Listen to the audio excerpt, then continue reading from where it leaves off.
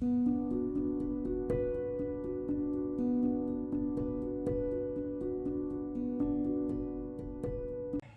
everyone, myself Yashaswini from Shloka Chant with Yeshu. As you all know that we have gathered here today to learn the meaning from Lalita Sahasranama for few of the verses. I've already covered one of the video where we have learned meaning from the Dhyanam section for the few of the verses from the Dhyanam. I'll leave the link for that video here so you can check out that one. And also I want to give this information to you. There is a Lalita Sahasranama online class at the workshop which will be happening in February next year 2026. For more details, you can WhatsApp me for the given number and get the details, and you can register for that class.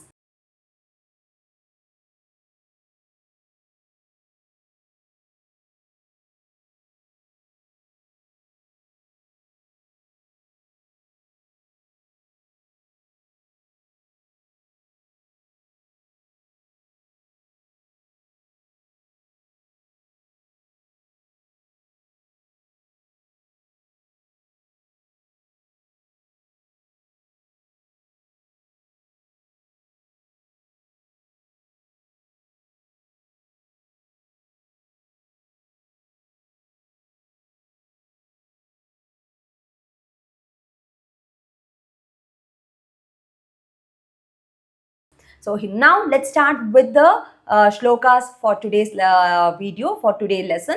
The first shloka, most of you know this shloka very well. It's a most popular and the famous, the very first shloka of Lalita Sahasranama. It goes like this. Om Shrimata Shri Maharagni Shrimat Simhasaneshwari Chidagni Kunda Sambhuta Deva Karya Samudyata. So here in this stanza, we have all the three roles of Devi. So Shri Mata, the Mata here refers to the mother, the role of a creation. Maharagni, here the Devi is referred as a queen, which means that she has a role of a protection. Srimat Simhasaneshwari, she is the one who is sitting on the Simhasana, the throne of the lion, which shows that the role of a destruction. So Devi came out on one of the purpose to help the Deva.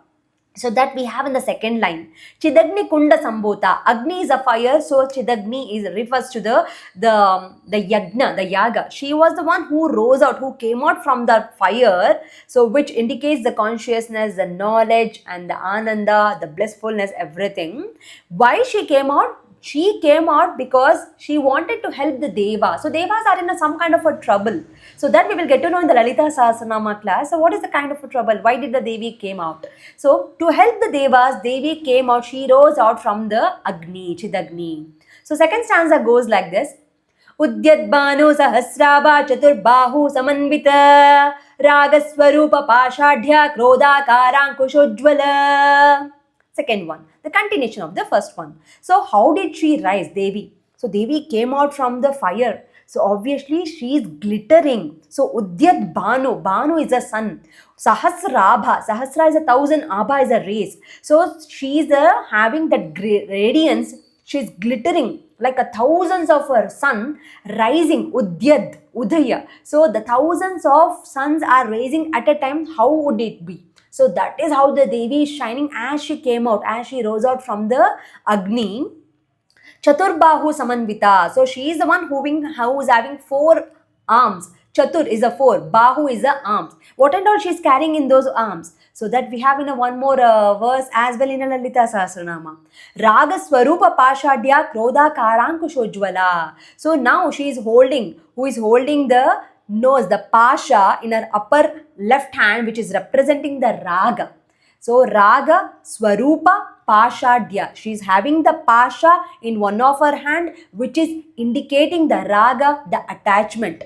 Krodha karankushojvala. Krodha is anger, so she has the anger in the form of a ankusha. Krodha karankusha. Pasha and Ankusha. So she's having the Pasha and Ankusha in her hand.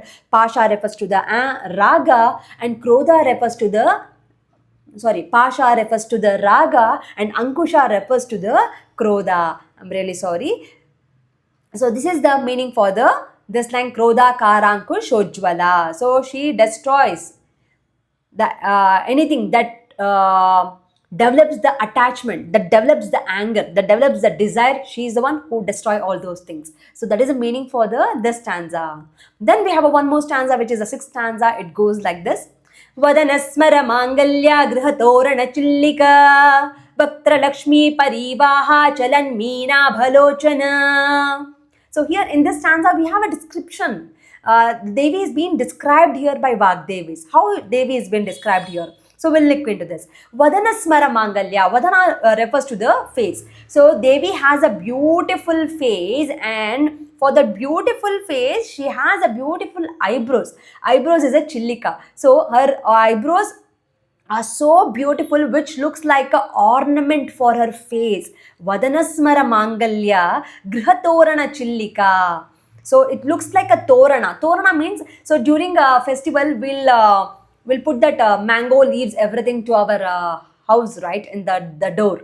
So that looks so beautiful as you enter. So as you enter, as you look at the Devi's face, the first that catches your mind is the Devi's eyebrow. That looks like a torana. As you enter Devi's meditation, so as you enter, as you want to go to the Devi, the dhyana, so you will look into the eyebrows. The eyebrows are so beautiful, it's so captivating, it's so attractive. So that is how it is being described here.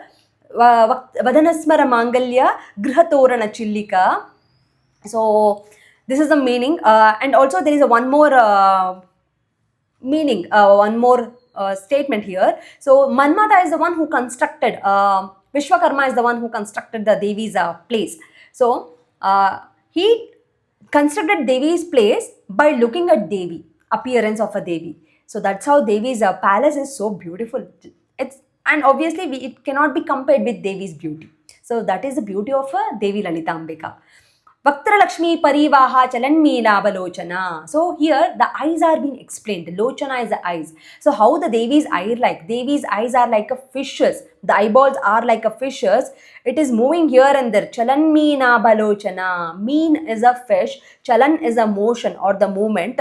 So her face is considered like a pond, and her eyes are like a fishes. It's moving here and there, and it is so beautiful. It is so captivating. It is so attractive. The Devi's eyes are. So there are two things that is being described here. One is the chillika, the eyebrows, and the lochana, that is the eyes, that is being described in the stanza.